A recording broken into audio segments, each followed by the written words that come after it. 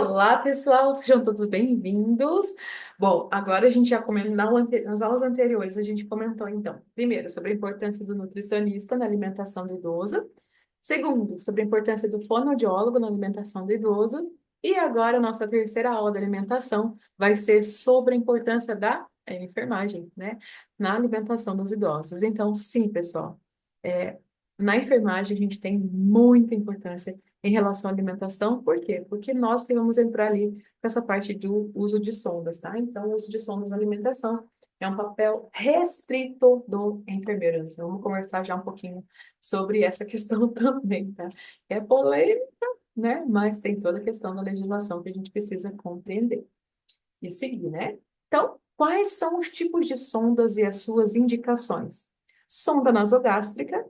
O que é sonda nasogástrica? Sonda nasogástrica é indicada, então, para alimentação temporária em pacientes com dificuldades de deglutição ou após cirurgias na cabeça e pescoço, tá? Então, guardem isso aí, pessoal. Temporária, tá? Então, alimentação temporária, sonda nasogástrica.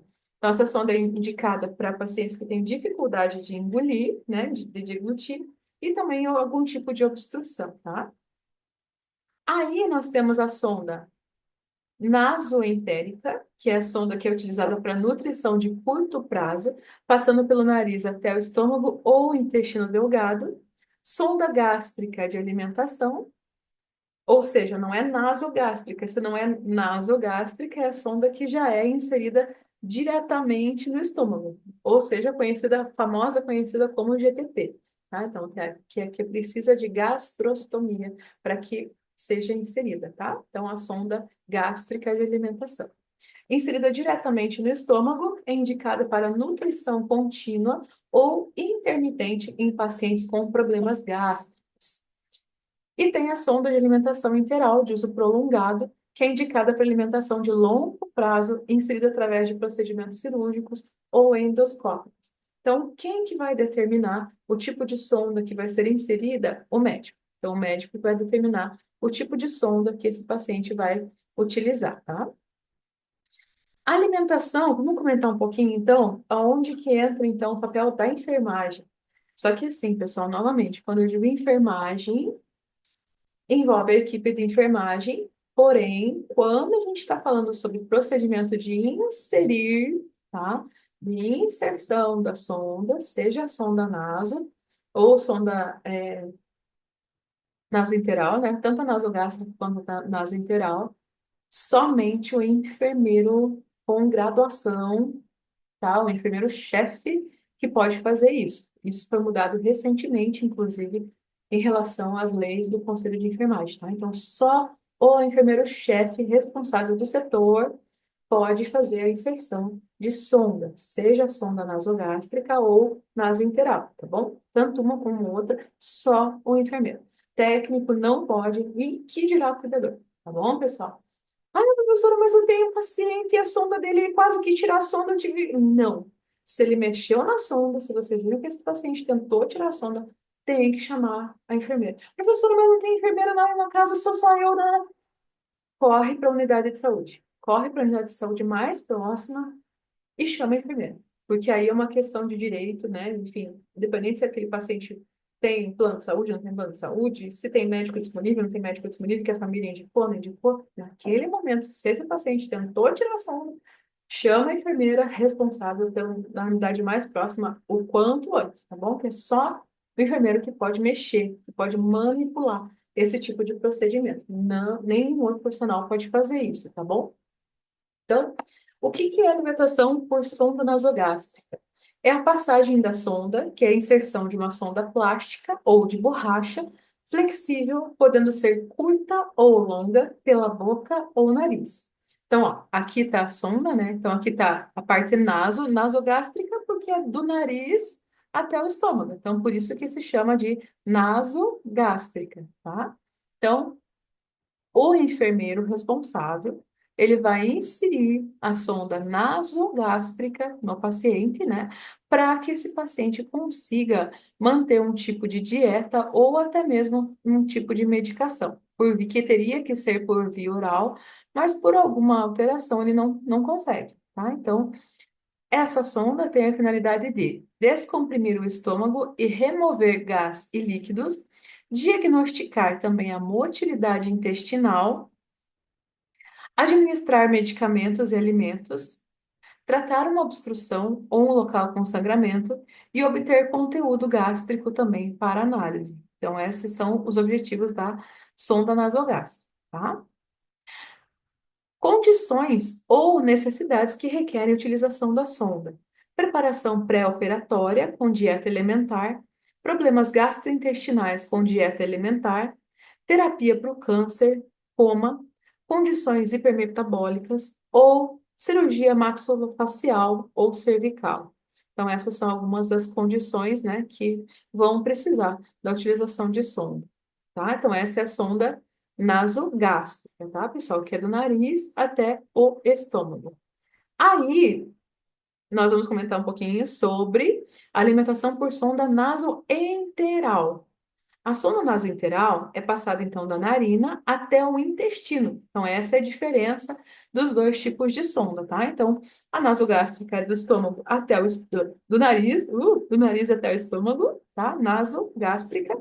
E já a nasoenteral, do nariz até a parte do intestino, do início do intestino, tá? Antes de chegar no intestino delgado. Então, difere da sonda nasogástrica por ter o calibre mais fino, causando assim menos trauma ao esôfago e por alojar-se diretamente no intestino, necessitando de controle por raio-x, né? Então, a sonda nasoenteral, ela tem o fio guia, né? Então, dentro da sonda nasoenteral vai ter um fiozinho guia aqui, ó.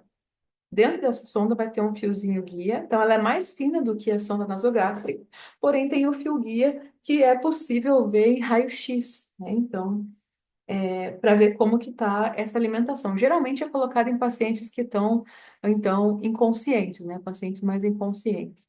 Tem como função apenas a alimentação do paciente, sendo de escolha no caso de pacientes que receberam alimentação por sonda, né? Por tempo indeterminado e prolongado. Por isso, essa sonda só permanece aberta durante o tempo de infusão da alimentação. E a técnica de sondagem se assemelha, então, com a técnica de sonda nasogástrica. Lembrando, pessoal, novamente, que ambas são inseridas somente pelo enfermeiro, tá? Pelo enfermeiro com graduação. Não, o técnico de enfermagem, né, pela mudança da legislação do COFEN, não pode fazer, tá? Então, é somente um enfermeiro-chefe, né? Enfermeiro com graduação ou, enfim, enfermeiro responsável pelo setor, tá? Aqui novamente, ó. Sondagem oro-nasogástrica e nasoentérica é privativa do enfermeiro. Então, ó, essa aqui, ó. Resolução do COFEN, número 619 de 2019, tá? Então, essa lei, desde o ano de 2019, foi estabelecido que a sonda oro e naso é privativa somente do enfermeiro, tá? E aí, pessoal, então aqui a gente viu sonda nasogástrica, que é a sonda que vai da parte nasal até a parte do estômago. Sonda nasointeral, que é a sonda que vai da parte nasal até início do intestino. E agora vamos falar um pouquinho sobre a sonda gastro, né? Então, que é conhecida mais popularmente como sonda GTT, porque é a sonda que é inserida por gastrostomia, ou seja, tudo que envolve ostomia, né, tem a ver com corte, incisão, né? Então, ostomia gástrica, ou seja, corte do estômago, né? A incisão do estômago.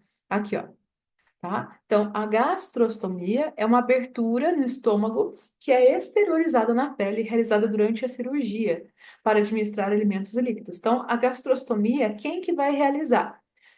Somente o médico, tá? Então, se for sonda nasogástrica e nasointeral, é a enfermagem. Se for sonda por gastrostomia, é somente o médico. Por quê? Porque é um procedimento cirúrgico, é um procedimento que tem abertura e introdução, tá? Por que fazer gastrostomia? Esse procedimento é indicado quando não é possível alimentar a criança ou também o idoso, tá? Por um período superior a um mês. Uma das mais comuns é a disfagia, como eu comentei com vocês ali anteriormente, situação em que a criança ou o idoso, que é o nosso foco, né, tem dificuldade para engolir. com engasgos e aspirações de saliva e alimentos para o pulmão, que é o que pode ocasionar a broncoaspiração. Então, no caso das crianças, tá, pessoal? Até coloquei ali crianças, porque quais crianças que acabam sendo submetidas à gastrostomia? Crianças, né, que possuem PC, né? Crianças com paralisia cerebral, tá? Então, crianças com paralisia cerebral, como elas têm essa perda também da musculatura da deglutição, quando a fono avalia e vê que ela não consegue realmente mais deglutir, então, novamente, entra a primeira fonoaudióloga para, né, para avaliar e comunicar ao médico que não, essa criança não consegue mais engolir. Então, né, é melhor passar para ela já o procedimento de gastrostomia. Então, a gastrostomia, ela é indicada quando é uma situação mais permanente, ou seja, tanto a criança como principalmente os idosos, né, que é o que está mais dentro da realidade de vocês como cuidadores, vai perder a força totalmente de deglutição. Então, como ele já não tem mais força para engolir, então ficar insistindo nisso acaba sendo altamente arriscado esse idoso, essa criança broncoaspirar. Então, por isso que quando idosos, né, que têm doenças neurológicas, principalmente como Alzheimer, Parkinson, de novo, né? Alzheimer, Parkinson, AVC, principalmente se for um AVC hemorrágico, né?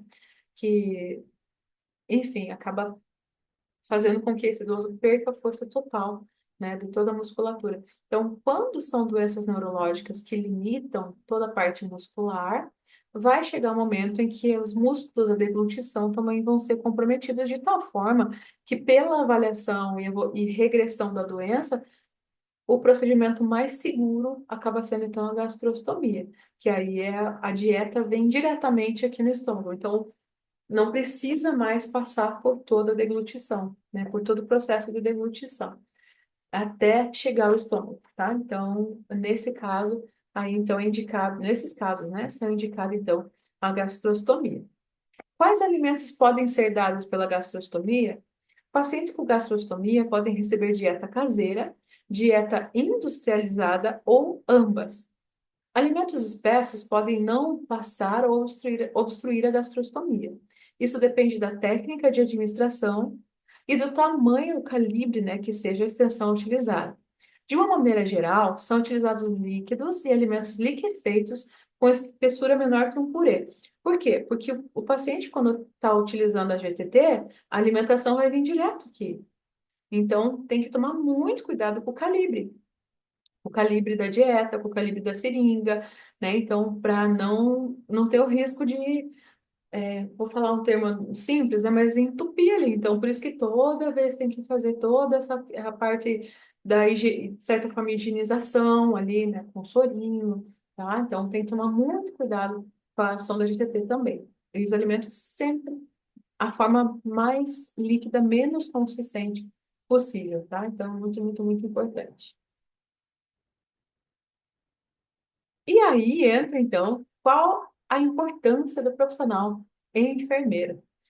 O enfermeiro é o profissional responsável pela gestão direta e segurança do processo de alimentação por sonda, seja sonda nasogástrica ou sonda nasointeral, garantindo que a dieta prescrita chegue ao idoso sem causar infecções ou lesões. Principais funções do enfermeiro: passagem e manutenção, ou seja, realiza o procedimento técnico de inserção da sonda e verifica diariamente se ela está no local correto. Higiene e curativos, limpa o local com inserção, em caso de gastrostomia, para evitar dermatites e infecções. E administração da dieta, controla o gotejamento, a temperatura e o horário da alimentação, para evitar diarreias ou distensão abdominal, tá? Então, aí entra o papel da enfermagem também como profissional multi, né, dentro da alimentação, seja das crianças, né, com algum tipo de deficiência, ou principalmente dos idosos, tá, pessoal? Então, aí a gente fala um pouquinho, então, do profissional de enfermagem. E na próxima aula sobre dieta, aí a gente vai entrar, então, no papel de vocês como cuidadores, né? Como profissionais que estão ali diariamente, tanto com os idosos como com as crianças, tá? Então, até a próxima aula.